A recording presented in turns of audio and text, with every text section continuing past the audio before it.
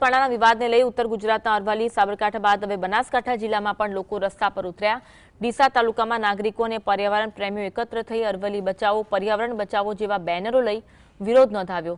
સ્થાનિકોએ આરોપ લગાવ્યો હતો કે આ નિર્ણયથી અરવલ્લીના મોટા વિસ્તારો કાયદાકીય સંરક્ષણથી બહાર જશે, જેનાથી ખાણકામને છૂટ મળશે અને પર્યાવરણને ગંભીર નુકસાન થશે। સરકાર દ્વારા પસંદગીના વર્ગો અને અદાણી, અંબાણી જેવી મોટી કંપનીઓને ભવિષ્યમાં ફાયદો થાય તે માટે આવા નિર્ણયો લેવામાં આવી રહ્યા છે।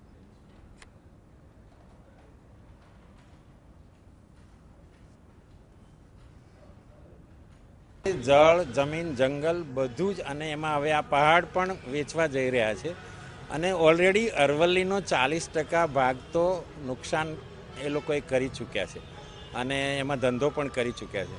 હવે માત્ર 60% જે બચ્યું છે એના ઉપર પણ એમનો આ ધંધાનો ડોળો, ખાસ કરીને અદાણી, અંબાણી એમના જે ખાસ બે ઉદ્યોગપતિઓ છે એને જાણે કે આખો દેશની આ તમામ જે જાહેર વસ્તુઓ છે એને વેચવા જઈ રહ્યા છે।